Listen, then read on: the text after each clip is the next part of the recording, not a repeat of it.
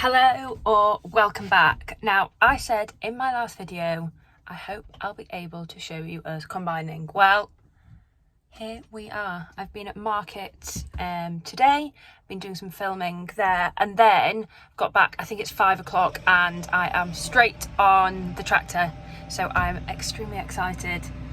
Not sure how long we'll be able to go. I think the rain may arrive, but at least we're going and the combine is out of the shed, so that is a big start for us. One thing to note this year, with the weather being catchy, we are chopping all the straw. My dad is just emptying the tank on the combine there. Because I've just arrived, we're not doing it on the move because he was completely full. The tank was full. So yeah, we are chopping the straw. We'll be chopping a lot of the straw just because with the weather, we don't want straw in the swath on the ground getting wet. We'll then be chasing it, trying to turn it, get it dry and bale it. So it is a lot less stress for us. We should have enough in the shed to keep us going for the sheep for next winter.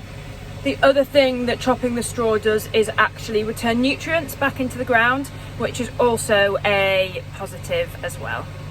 So depending on when you watch this video, the date is Wednesday the 26th of July. So pretty late to be getting started. All these things are quite relative though. It's all about the season and the year. So we can often compare, oh gosh, well we did this year, this on this date this year, etc. So it can be easy just to go off dates. We have to work to the season, but it doesn't stop the frustration when things are late. So usually, excuse my slightly dirty window, the straw would come out of there in a kind of channel, in a line. But what actually happens when we're chopping it is, we'll wait for some to come through. And you can see that it's kind of getting spread out there in a fan across the ground. So that's what happens. Quite dusty there to see, but that's what happens when we are chopping the straw. So on the way back from market, I think we saw 5 combines going. It might have been 6, but 5 combines. And then this field that we're in at the moment is kind of on top of a hill, and we can see 5 going around us.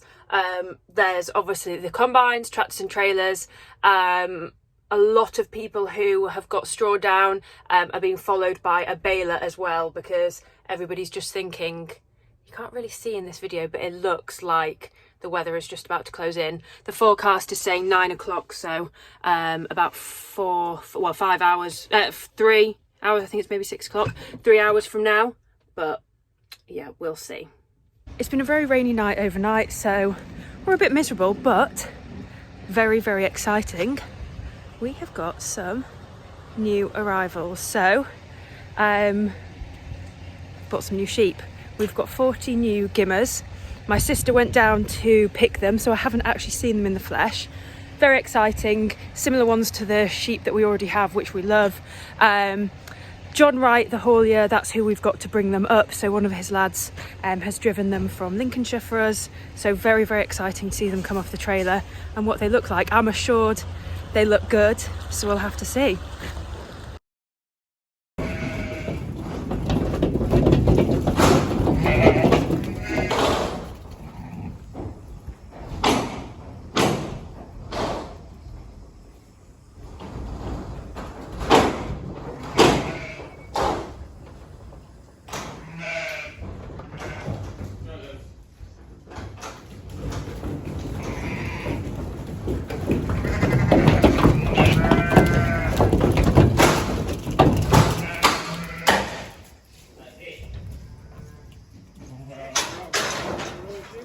I think they look fantastic.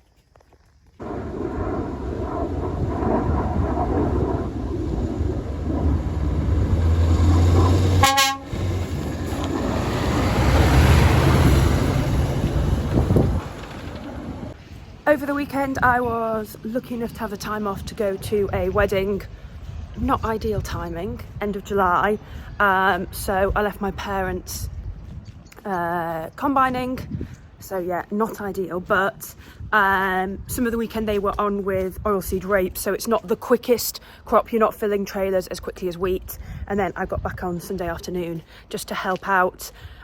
We take all our oilseed rape into store, so we don't store it at the farm. So as opposed to taking a load later on last night, I've got a load to take in now on the Valtra. Had my first proper drive in it yesterday and really liked it. Obviously different to the John Deere. Don't know all my way around it yet. Obviously know how to drive it, but not all the little kind of gadgety bits that might be on there. Somebody on Instagram asked for a video tour of it, and I'm like, oh gosh, I don't really know all the special features yet. So that hopefully will be coming, or I might get my dad involved for that since he knows his way around it a bit better. We've had, unfortunately, more rain again. It's Tuesday today, and I'd be surprised if we get the combine out this week, to be honest, with how it's been. So again, another tricky week for us weather-wise. This morning I'm just heading to feed a couple of the tups and move some sheep around from one field to another. Bless Dino and the new tup, they're running over, but this feed isn't for them. I'm going to give it to the other tups for now and then come back and feed them in a bit. But Dino's been very vocal and wanting his now. Really pleased with how this other tup is looking. Nice size, nice shape, nice and long. So fingers crossed he does his job and we get some good lambs from him. So here they are, eating their food, and I think I might have said in another video, it might have been my Instagram, can't remember, we just try and get close to them at this stage to get ready to rattle them when they're going with the ewes. The reason I'm moving the sheep is because we've got a field which has a few thistles in. We often go around with the knapsack to control thistles. However, we're going in properly with the sprayer in this field just to keep on top of them. One, they look unsightly, but two, obviously, sheep don't graze them, they just keep taking over a field. And actually, on a slightly separate note, if the lambs, when they're younger, cut their noses on them, so it cuts a bit strong, really, a little scratch, they can actually worsen the spread of ORF in the lambs as well. So it's important that we keep on top of them for a number of reasons. In this field, as you can see, we have a few thistles, just kind of standalone ones like that.